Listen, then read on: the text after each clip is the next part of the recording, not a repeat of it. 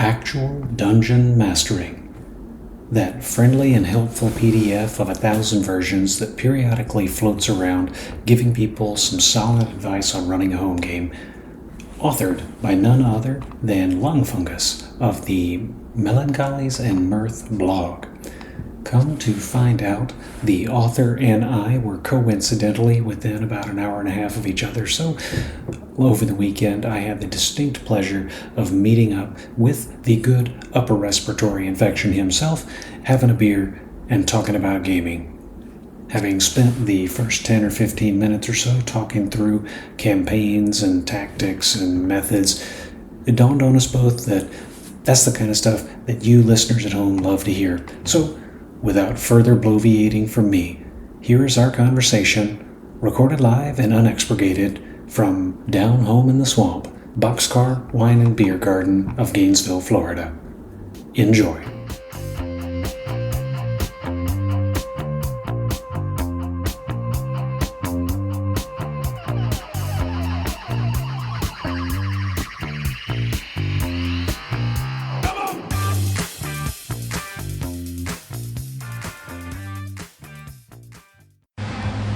Welcome back to Clericsware Ringmail. I am hanging out at the Boxcar. I am hanging out drinking at a place whose address I forget with my good buddy Lungfungus. How are we doing today? Howdy. I'm excited to be here. It's a nice day. So what we were starting to talk about, and I thought, you know what, why not? This will be a fun thing to talk about on the air, is mapping. So, buddy, if you would not mind asking that same question that we were pontificating on. So earlier we were discussing theater of the mind versus a tabletop foundry, or I forget, there's Roll20. Roll20, yeah. Roll20 is more common, I guess. Mm-hmm. Yeah. And using those for OSR play, and the difference between theater of the mind versus having true measures for a player to see, and whether it benefits the referee more or the players. Yep. Absolutely. And so where we started down this line, and what made me want to say let's record this and talk about it for all to hear, is when I was running more frequently, and by more frequently I mean at all for my friends, we were using Foundry and Foundry Forge.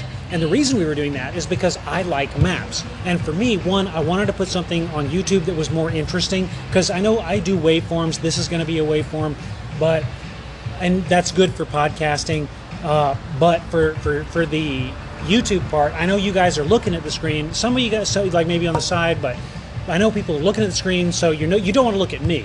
As Lungfungus is appreciating, you don't want to be looking at me for like 3 hours. But the where I was going with this, so part of it, probably a quarter of the motivation was on, I want to put something on YouTube, but the other part was I like maps. One, it gives you that sort of dynamism. I was doing like a meter scale, so essentially one square is one yard, and that gave you a tactical element. The players could move around, they could manage their flanking, they could do whatever they needed to do, but at the same time, it also saved time with mapping. So when I move into a 15 by 10 room with a door to the northeast 5 feet off of the corner, and the door that I'm coming out of is on the south wall, centrally located, I can describe that to you and you can map it. But on a VTT, you just draw that shit out. You just draw that on that. And now this is going to take 2 weeks to come out, because I'm going to have to go through and remove that shit that I just dropped. But that's okay. And the moral of the story is, and this is, do you want to remove that ambiguity? You remove, when you do that, an element of the game, on the element of mapping, and you eliminate a communication point. And is it important that you say, hey DM, what are the dimensions of this room and where are the doors? No. What's important is I'm writing down and I'm engaging with the terrain. What kind of a door is it? As the referee, I can then feed you information like, okay, there's a door, there's a bed, there's other stuff. Then that kind of encourages the player to engage with the DM. That encourages that back and forth, as opposed to a VTT where if you have that all kind of given to you, with a veteran player, you'll get it. But with it's very easy to fall into a board game mindset. And I understand. I think you didn't do as much VTT, and I know you had done some chainmail stuff. I've done.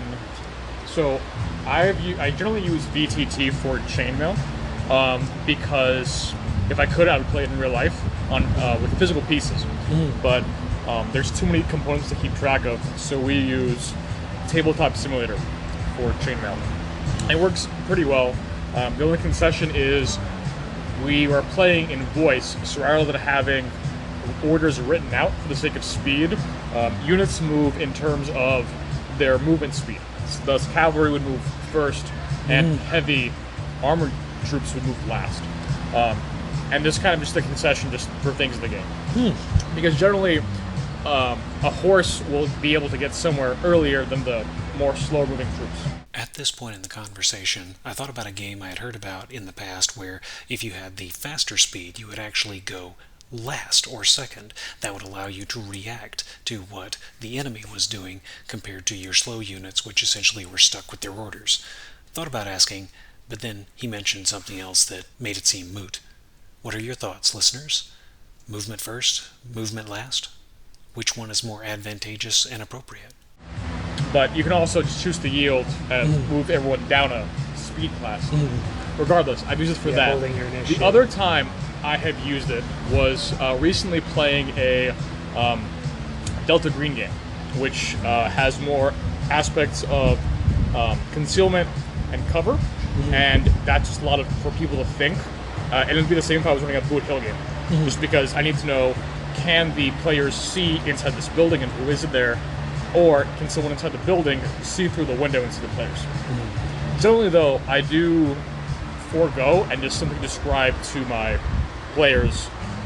I generally play in text, so a bonus for me is they can always review the text description of a room. And previously, I used to write my dungeons out in the format where I can copy and paste this directly to Discord, and it's there. So, which is why they were quite a bit longer than most people's descriptions. Most people would just be like, gargoyles, northwest corner, 3, as opposed to a more eloquent prose that you can just reuse during the game itself. Yeah, which I would get in trouble for as purple prose. So, yeah, makes sense though, because if you're reusing it for a text-based game, that sort of makes sense. Yeah. I like that. The other thing is, I've actually been thinking about, so next week I'm going to run 4 solo games with one-on-one with my players to test out if they would be comfortable doing a voice-based game. It's going to be like a 3-hour session. They're the mapper. They get everything in voice because my buddy running a cowboy game, he was very slow typing, so we just want to see if certain things would move fast, and that's appropriate for the group. Okay. Yeah. Okay, that works. Yeah. In the past, I remember when Map Tool first came out, I was in college at the time. Actually, I don't know if Map Tool came out at this point, but it's when I found it, so that's when it came out to me. When we tried it in college, having that voice aspect is handy, because for someone like me who at that time was spending a lot of time writing while on the keyboard, and even now where I'm trying to do computer stuff for a living, I will type a lot faster than some of my buddies who I don't know, flip burgers or whatever. So yeah, that's a big thing. Now, I say that the burger flipper is in real estate now, so we're not going to hate on him. That was his college deal, and I absolutely respect working your way through college. And so if you're listening, I still love you. And congratulations also. The guy I've got in mind may not be the same person, but one of my college buddies is having a baby. Not him, but his wife, obviously. There's a little anatomical limitation for him in particular, but that's okay. So we're happy about him, and he played in my post-apoc game that I've talked about in the past, where I just took Google Maps and overlaid a hex grid on it. But circling back a little bit, you mentioned you have the one-on-one kind of voice text thing, and you also had mentioned a little bit of Boot Hill. One of our conversation points when I first sat down to grab a beer was how's been Gamin? And I understand you almost played Boot Hill, but not quite. unfortunately, so I have a friend of mine who is currently running a Wild West cowboy game. I sent him Boot Hill. He thought it was a little too complex. I think part of that may have been just the formatting. Presently, we are playing an OD&D based game with some egregious firearm rules, not doing any services, but we are still having fun nonetheless. But in that game, it is all theater of the mind. And I know I am actively making quick sketches of where things are in terms of how far away someone is, because I know I'm having to do quick geometry when he moves units northwest in diagonals, and sometimes they're not going the right spaces. Not to really, call him out, but just I'm doing small mapping on my own, and I imagine other people are also doing this as well, theater of the mind. Though the engagement distances there are really about like 300 feet, as opposed to the 30 feet for most medieval OSR games. So I do think that makes a big difference there. How much indoor activity happens in a Wild West game versus in a dungeon game? So, by choice, we have really focused on indoors, just because it limits the number of engagements we can have. So, the two large activities have been, first, we were tricked into liberating a farmstead, which we were told it was occupied. It was not. It was a deed. They sold it. We got the deed back for them, but that required like a true map for the interior. But the referee didn't really have it. When I asked him, like, hey, the patron who hired us, asked him, hey, can you draw us a map of the house you had? And there was probably a 15-minute pause while that was constructed. There's that. There's been 2 dungeons, one of which I was not present for. The other one I was present for.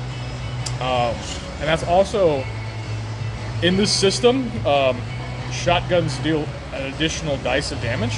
And they have, through an egregious firearm system, there are range bands which each have a separate modifier for each firearm. Okay. It's a lot. But the shotgun in close range is effective. So we have really, most of our money has been into those or pepper boxes. So we have a lot of close engagements. Honestly, some of it just turns into 2 groups casting magic missile at each other, which goes well sometimes. Okay, sometimes. I can. So I'm just thinking about it. Part of the reason why I asked about indoor-outdoor, and this is not an interview. I'm literally just talking over a beer on a table the Wild West. One of the things, because I grew up on John Wayne, I grew up on Clint Eastwood, and those are 2 separate epochs. Those were on the AMC when I was a kid, but I was big into westerns, and I have the bed sheets to prove it.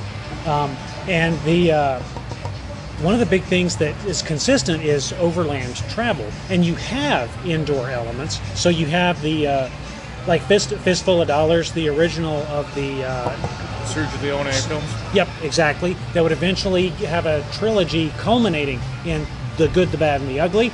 Was that there's a lot of indoor activity there, and you have the man with no name who's able to draw faster. His initiative is better, so he's blowing people away. But the majority of Wild West films involve moving across these long distances, and so the Hex Map is similar to a dungeon in that you choose as the party the direction you're going to go, and then you react to the environment you find yourself in. And with Wild West, I see that as very. You may run into that. That's a big opportunity.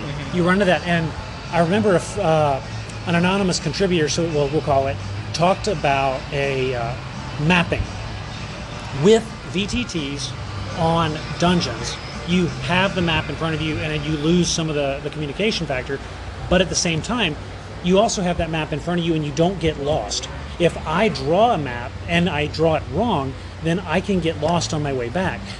With Wilderness, getting lost is part of the deal. There's a chance that you'll get lost every turn. Now, officially, in the books, you're supposed to tell the player. It literally says, inform the player they are lost, and you move in a random direction for 1 hex. But one of the folks I was talking to a while back talked about a campaign where he didn't abide by that. I guess we're BXing, I don't know, but the party was lost. They thought they were in one part of the world, but they were not. They were in a different part of the world when they started observing different ecology, when they started seeing different things pop up on the wandering encounter table, when they started seeing, and truthfully he talked about flora, because the conversation had started with, do you add, I think it was like, do you add alchemy to your OSR games? And a bunch of people were like, no, that's faux brew. And then this one guy was like, well, I did it one time. And then we kind of dove into that. They found an ingredient they had gone on a quest for a wizard that was in the far north. They thought they were in like the northwest. They were not. They had gone off course. And so they got lost. They didn't know. And how cool was that? It was like, oh, we're not where we think we are. Right. And that kind of ties in to your B4s where you have the spinning room. There you have your OD&Ds where it talks about having a trap where you're on a new level and you don't know it. So your map, that's a challenge for the mapper. And that's partially to double back and partially to kind of tie into what we're talking about Wild West is with the Wild West you have the same idea. You know, if you're set in Texas, Arizona, New Mexico, then Texas has a lot of biomes, but Texas is also really big. So you can go through, my wife lived in Dallas for a long time, and we went to visit some of her old people. You can drive for like 3 hours, and the only difference is that the Verizon tower is now to your right instead of to the right and forward. And so if you're on the ground and you get lost, you may not figure it out. You may not know you're off course. And so that's something that on a VTT in my own experience, I have not run a VTT hex crawl, but I've played in several, and I'm curious, you would totally lose that. You cannot get lost without telling the player if you're on a hex crawl on a map. And so that's a second thing. So this is not the intention of this conversation is not to hate on VTTs, but to examine what are the differences in play. So with the hex map, I actually have some very specific takes about being lost. So I think there is not enough focus on vantage and the horizon. The 6 mile hex is commonly used because a 6-foot person can see 3 miles out. So you would know roughly the terrain of the neighboring hexes. That's an argumentation that's made. Yeah. Can vouch. I am 6 feet tall, and my wife is yelling at me, and her family's house is about 3 miles from where we are. But in the case, I think people necessarily don't focus in on that. So hills and mountains can be seen much farther away. Same with even structures. Now, for me, I add this to my games because I think it's important and to allow meaningful choice. You look in the distance, you see a wizard's tower, and they might know that's 1 hex away. If it's big enough, it might be 2 hexes away. Yeah, we're still listening. I'm just making sure she's not actually texting me. Sorry. So with recording this, on the phone. Being lost, in my recent methodology, I think you can only get lost if you cannot see where you're going. So the same way that I would not tell players where north or south is unless they can have a way of constructing a solar compass. If they are familiar with the azimuth and how the sun doesn't actually rise in the east, it actually goes from northeast to southeast as with the change of the seasons and sort of things like that. But there's things to kind of dig into with these aspects of wilderness play, which I think unfortunately are lost to people because we don't go outside enough. But we have intimate awareness of buildings and dungeons because we're in buildings all the time. But most people, unfortunately, haven't had the opportunity to go trekking or go outside. I was fortunate to be in the Boy Scouts and do a lot of that and have experience with like mounting a ridge and seeing this stuff. With this, I also feel that the way information is given also, not necessarily is incorrect, but does not fit the truth of reality for board game concessions. If, for example, if you climb a mountain with 6 mile hexes, you should be seeing ballpark, well, depending on the height of the mountain, but let's say it's 1,000 feet, you would be seeing roughly 6 hexes out of worth of terrain. Oh, easy, yep. Which is a lot. And by comparison, if you are on the backside of that mountain, you cannot.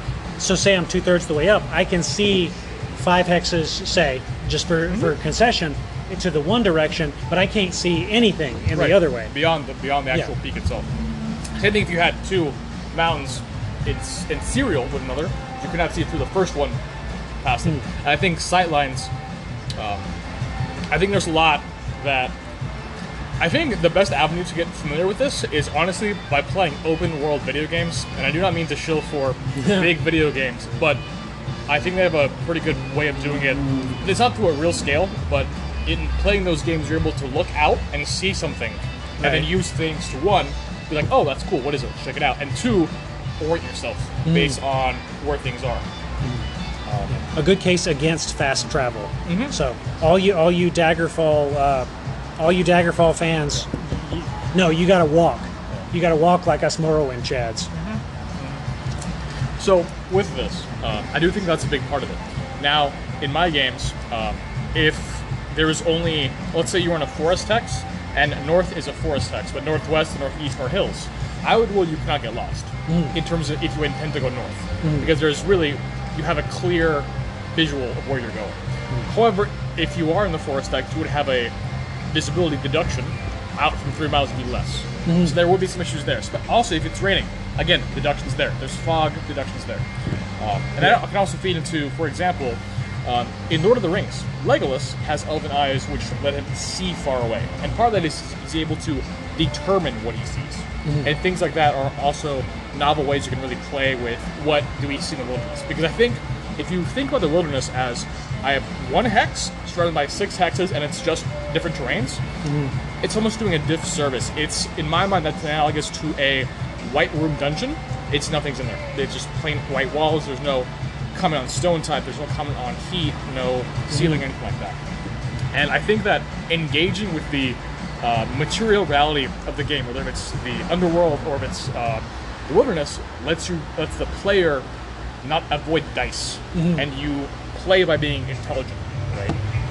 And that's the name of the game. That's what we want to do. That we reward the player skill. If you can outwit the pre-written referee trap, that's perfect. That's ideal. It's the same way that if I can enchant the orcs to sleep and slit their throats, I have foregone the 2-hit one. Yep. It's a benefit there. Yep. And an idealized game is where no dice have been rolled because you have played with such wits, with such quick thinking. Yep, agreed. So, I'm gonna go. I am dry. I'm gonna go grab another beer. Then we will be right back.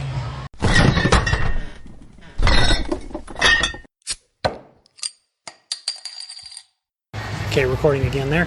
Yeah, so I love dark beers. IPAs have this bad habit of fruiting it up. Like if you fruit up a wheat, if you fruit up a Hefeweizen, you can do that all day long. Right. I've seen fruity pale ales that are okay too, but the IPAs, because you got so much hops in them, I don't know. It's just whenever you put citrus and hops together, it just makes me feel like it's the morning after and I've thrown up in my mouth. Not that I'm, but so talking about elf eyes. Fun Tolkien factoid that I learned from somebody at work. Interestingly, he when Arda was created by Eru Ilúvatar, it was created by the Ainur, who were then the songs of the blah blah blah. It was flat, but following the fall of Númenor, when the kings of Númenor, having been corrupted by Sauron, tried to claim immortality from the lands of the Valar, not realizing that immortality was a gift of Eru Ilúvatar, not a byproduct of their proximity to the tree. They landed, and Númenor sank beneath the waves as punishment, and then Isildur, Elendil, who was 7'11", look it up. I'm not making this up. Who is his name literally means the tall, but that caused them to migrate to Middle Earth. That was the point at which the world was rounded by Ilúvatar. So it was flat. Then Numenor came to the Undying Lands. They're not supposed to be there. The world is now rounded, so man is condemned to go in the Forever Circle, whereas the elves, leaving the Grey Havens, can sail straight over to... I guess it's not round for them. So how does this tie back to the conversation? Legolas can see further than other people. Is it because he can make out what he sees? Or is it because he being, 6 feet tall, he can see indefinitely because the world is flat, compared to Aragorn, who sees a rounded world because he's not allowed out of the Grey Havens? Very wise. So, very wise. Also, we'll see if people call in who are nerdier than I am. But where I was going with that was nowhere. But back to the conversation. You mentioned the policy of getting lost. How do you react? So part of getting lost is obviously not knowing where you're going. How much of getting lost is not knowing where you're going versus how much of getting lost might be running into unexpected hazards? So say I'm traveling north. A 6-mile hex is huge. AD&D, a 5-mile hex is huge, and Fun's Zwitter, that's X and Twitter smashed together, controversy that came up that I ignored, except for reporting on it now. Someone pointed out that according to AD&D, every time you walk into a hex, you roll to see what you find, and there's a possibility that you can just leave the hex and come back over and over again until you find a castle. And then, why is this controversial? Well, look at the castle density of Iron Age or High Medieval Europe. It is true. There's a castle like every 20 feet. There's like a castle every 5-10 miles. So yes, that is historically accurate. But if I am going, and I'm mentally picturing North Carolina because that's where most of my hiking has been done. When I was younger, we hiked Grandfather Mountain. My brother, my dad, and I, and we got up most of the way. And then we ended up turning around because there was a gash in the trail. It was not for the faint of heart. We were trying to make it up to the bridge. My mom took the car and paid the toll road, and then they walked out and took pictures, and so we wussed out and walked back down the mountain.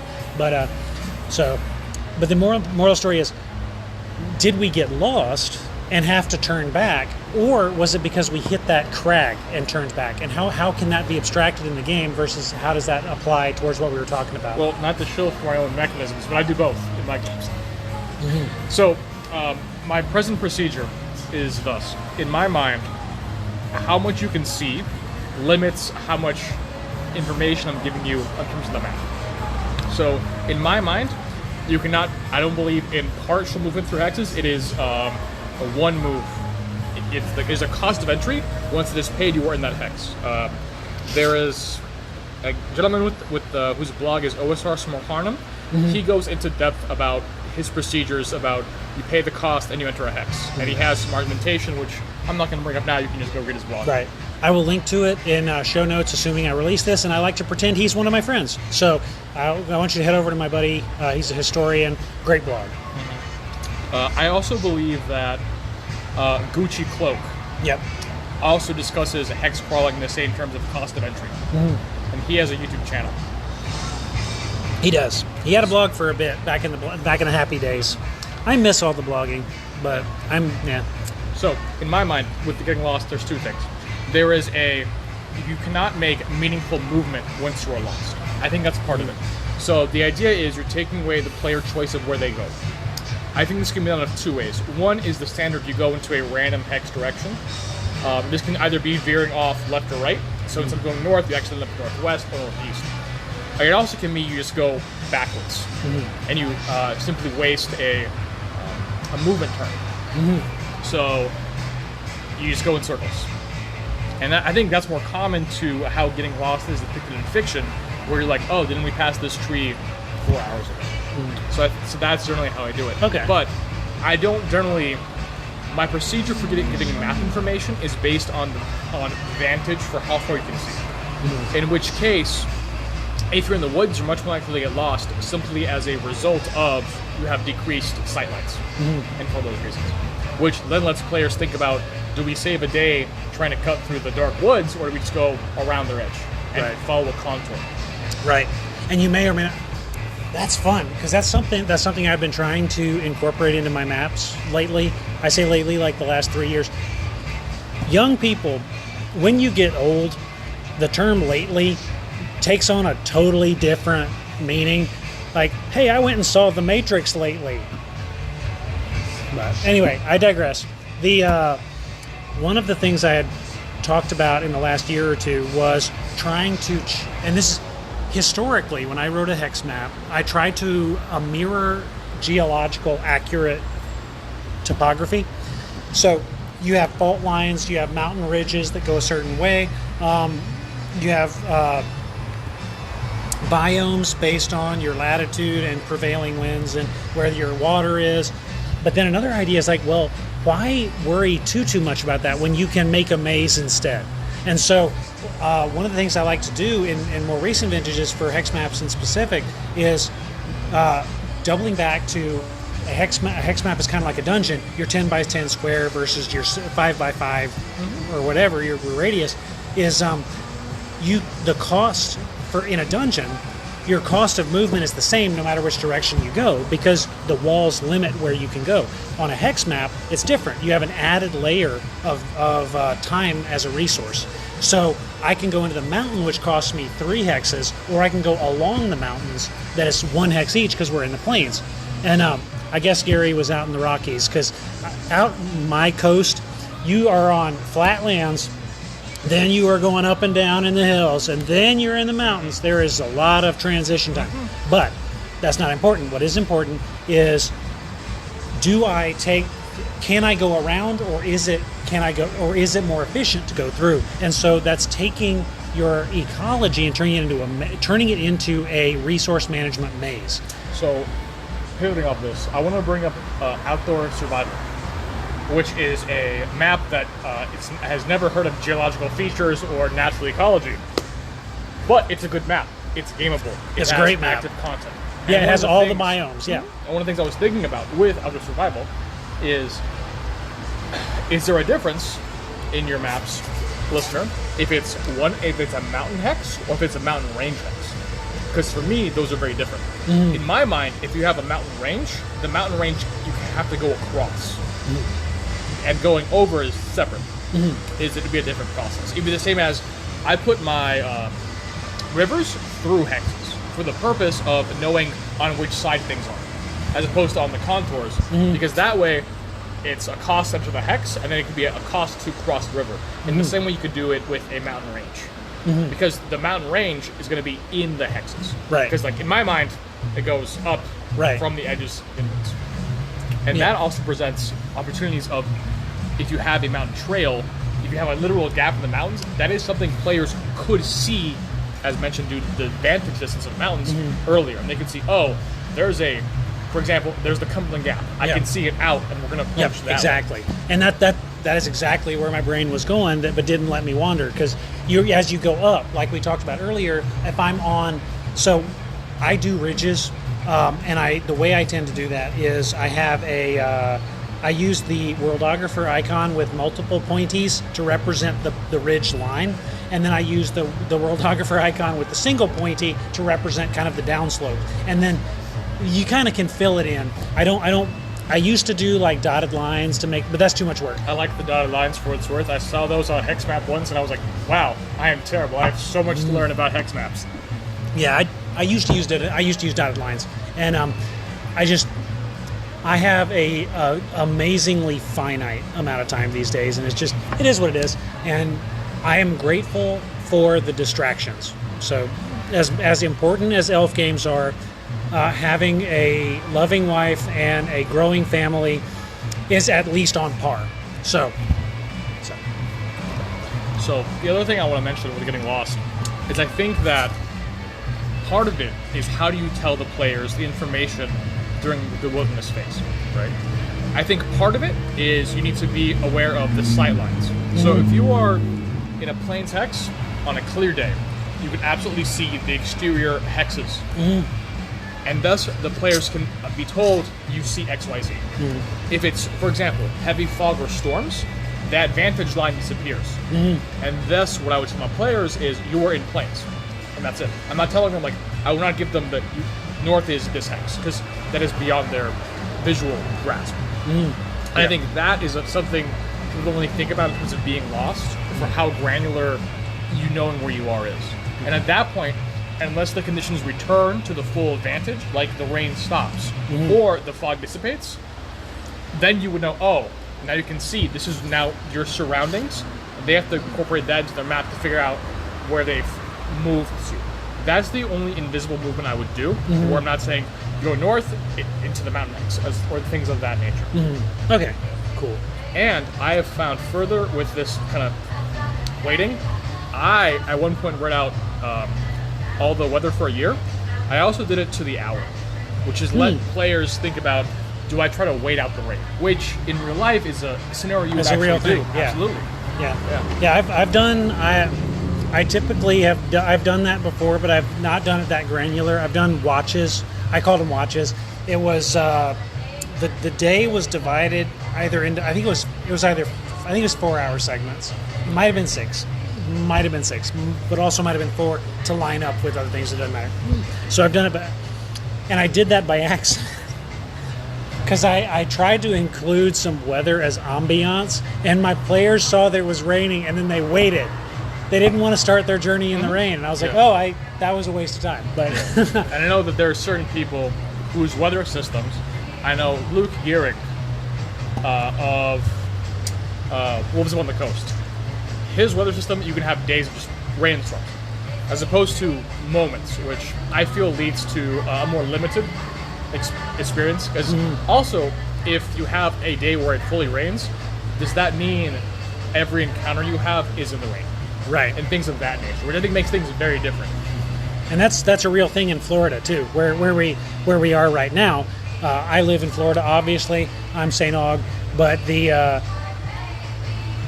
you have bursts of rain, and then it stops. You have bursts of rain at between 2 and 3 p.m. in the afternoon, and then it stops, and it's nice and clear, but also humid because, I think the Garden of Eden may have been in Florida because God has cursed it in this way. It's so beautiful, but it's like I can't go outside, and so Michael and his flaming sword is a metaphor for humidity and the terrible humidity. heat. Yes, humidity. So, and the terrible heat. Yeah. And with that, so.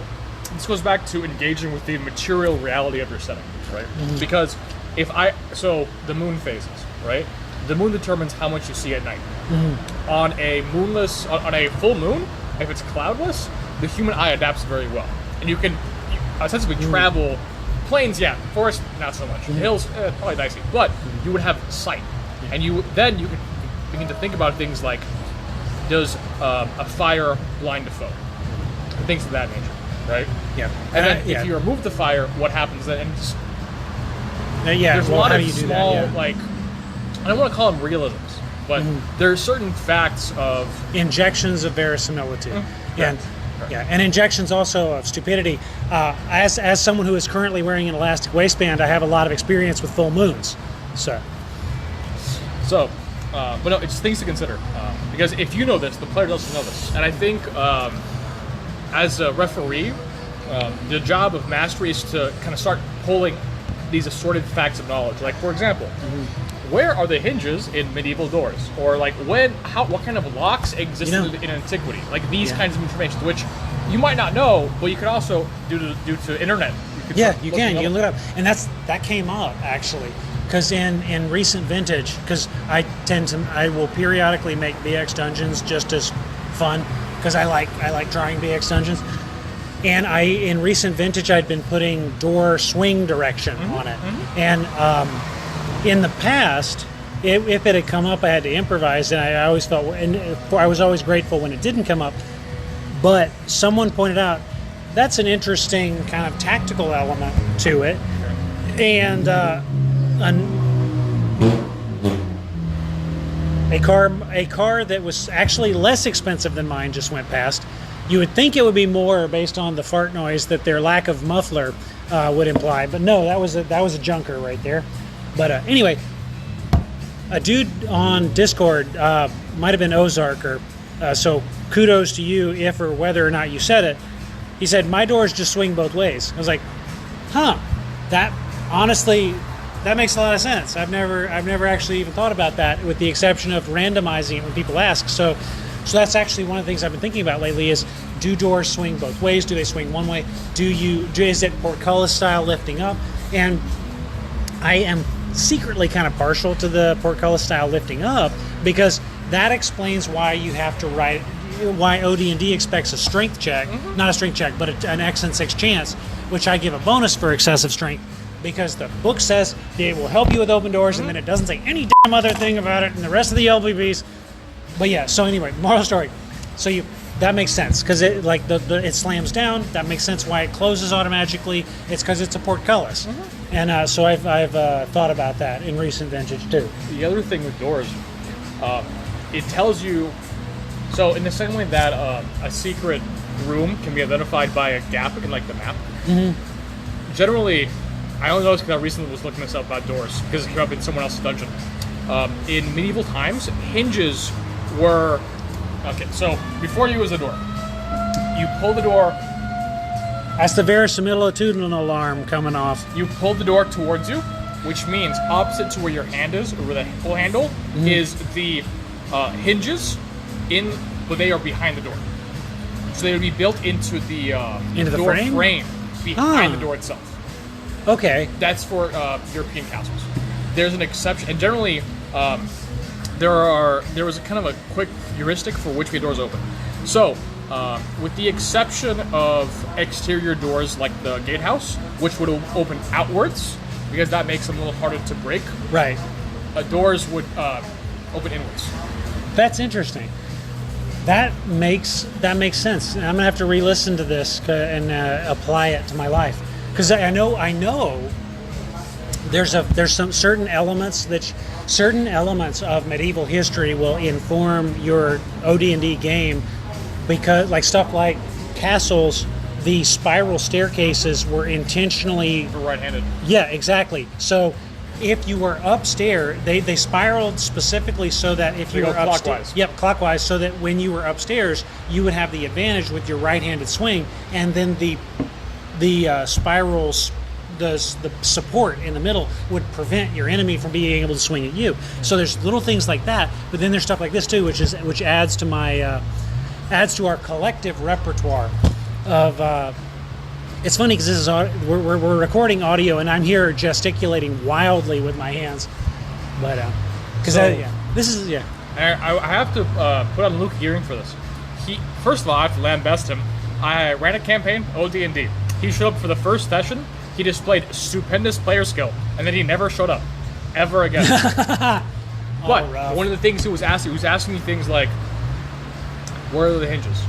Where's the handle? And what is the make of the door? And I think for some people, they have an idea. When in a dungeon, usually, oh, it's a wooden door. It's like a ring you pull and the door opens. But there are considerations for when it's something else, especially if you think about which doors are trapped or which doors are locked, because a locked wooden door and a locked stone door are very different. Exactly. Or if it's like the metal door and it opens with a lever somewhere else, there's a lot of kind of engagement this way. And then if you want to get into the dungeon is like a haunted house where doors slam behind you and then the ghost cackles. Also some things there of, is there something else you're not seeing with the door? And with secret doors, how is the door secretive? So in my mind, I had Legos as a kid, and they had a central hinge, and the door spins. That's always what I've been thinking about with those. That's fun. Yeah. You have to push on it, and it just goes around. Yep. Put the candle back. So, but yeah, that's fun. And it's also then, what are the stairs? Because I know in some dungeons I've had to, like a ladder instead of stairs, and that makes things very different. Oh yeah, especially if you roll that random encounter as you're coming out. Yeah, that's fun. Yeah. And there's internally, I'm thinking about trying to tie this back to the Wild West conversation, but no, we're just letting this thing flow. We're letting it go where it goes. I can bring it back to the Wild West. So, in the Wild West, something that has come up, though, which I think is also another thing for Wilderness, is how your reputation can precede your character. Because, I'll be honest, dear listener, we have not been good boys. We have pursued not the best means of acquiring treasure in the Wild West. So we are infamous, and there are wanted posters. But that's another thing to consider in terms of the wilderness is how far a player's reputation precedes them. How does news travel? You can think about this for like factions. So Caves of Chaos. In that setting, you have factions of orcs and stuff, and it adapts and changes. But you can also think of this as more of a overall map. Let's say you have 8 by 8 of hexes. You have a village, and the PCs commit a crime in the village. You might think about, okay, when do the other villages know that these guys are outlaws or these kinds of things? And that's another consideration of how far away is village A from village B. Just for little things like this. Right. How quickly does news travel, and which honestly should be slow. What you should within an individual community, especially smaller ones, you're going to have news travel very rapidly within that community, but then how it's going to travel somewhat slowly outside. So the radiation factor is is less. So, are you familiar with the term Great Lakes scale? I believe so. And So Wisconsin, it's very far between Yes. population centers. Yes, I've heard Wisconsin Which is why scale. in OD&D there was such like a gap between, like, you have a village and you have like 30 miles and then another village, which is not true to the... Which is not true to medieval, but is accurate in Wisconsin. Yeah, and things like that to consider, just for how far things go. Yeah. Also inaccurate to my drive to get here, because I was literally like 45 minutes late to hang out here because I totally spaced that there's like 7 new towns between where I was. Anyway, I'm distracting. But I want to bring back new towns with the castle. So you mentioned AD&D, there's a chance to just find a random castle. I think that's actually very good for campaigns. For a while, I was running a PvP chainmail campaign between my players, where each of them was a separate conqueror in this land where they could, and we played it once a week. Just play by post time. In that game, Lairs, which emerged as a random encounter, got added to the map permanently. And I think that there's a lot of stuff like this which has high value. I think for population centers, it's like, okay, it's a little iffy. Like a castle, I can kind of see a lot where a lot of people have like an issue with this. But what if it's a new castle? What if they're literally just building a castle in this area? What if it's like a hamlet? What if it's like 3 houses? Okay, sure, you didn't see that because not many people know of this location. In the same way that Lairs, like, you could have 30 to 300 orcs next to the town, because maybe people just don't know about it. Because in OD&D, orcs have a chance to live in caves, which They are do. not literally above world, and just things like that happen. Yeah, and that makes sense, 'cause if they're in the cave, then you may not actually even run into them as a villager, so you would not know. And So that they back have to a sightlines. You can't see underground. You unless you're cannot. Legolas. Yep. And that ties back to how excited I'm going to be, because it's like you think to incorporate, and in retrospect, I remember we had actually gone back and forth on Discord about this, I believe, in PMs talking about how high can you see versus, and so I remember talking about this a year or two back, and I am excited now about the feasibility of a player saying, okay, we're in the plains. It will cost me 3 movement to go into this mountain, but in so doing, I'm going to be able to overlook the area, and now I know that I can cut through the woods here and save myself time. So, using the hex map as a maze, in a sense of how much time am I investing, going up that mountain and sacrificing that day is an exercise in resource control. So you look down, I can see where the path is. I know where I need to go to cut through the meadows to get to the end of the woods. Or the Cumberland Gap being the real Identifying example. a shortcut. Yeah, identify the shortcut. Also, OD&D, per Supplement 3 Eldritch Wizardry, has vastly different encounters per terrain. And that's another thing to consider. Swamps have undead. Yes. The majority of other hexes do not. And it's something like, that's more of a Wizards of the Coast, like, game mastery. But as a player, you would also learn that in time. Yeah. And that allows you to make informed choices about how you go. Yeah. That and the disease table. It's like, okay, I went through the swamp this time and I got an intestinal parasite. Let's not go to the swamp this time. Right. Yeah. And I think part of that models how icky swamps are in real life. They are. Yeah. Yeah. So I mentioned we were at Boxcar. This is a little bar emporium, wine and happiness time, and we are in Gainesville, Florida. This is the swamp. So what that means is we're going to take 2 hexes of movement to go home, and we're probably going to have parasites when we do. So I may cut that part. I don't know how important the geolocation is for anonymity. Not for me. Nah.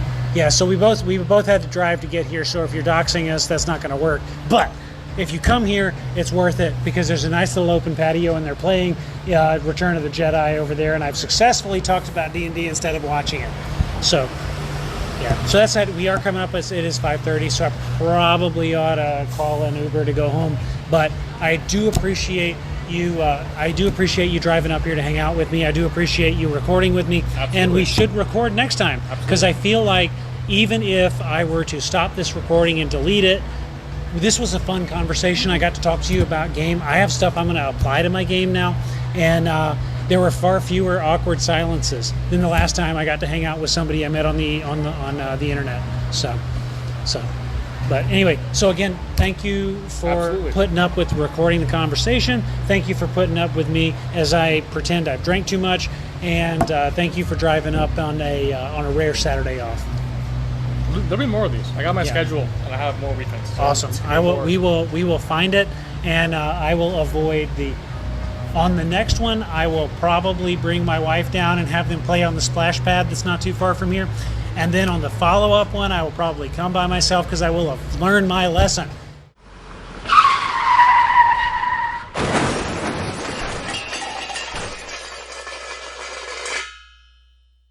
And that wraps up this episode of the Whispering GM podcast, a product of Clericware Ringmail and an independently operated production for educational and informative purposes, released under the Totally Steal This license. Some sound effects are retrieved from Pixabay, made available under the Creative Commons 0. Others are retrieved from Mixkit.co and used under the Mixkit.co royalty-free music license. Theme music is Dirty Blues, composed by Michael Ramir C., retrieved from Mixkit.co and also included under the Mixkit.co royalty-free music license. Parties interested in or with questions regarding the podcast are encouraged to reach out via the methods provided on the Clericware Ringmail blog. Thank you for listening, and delve on.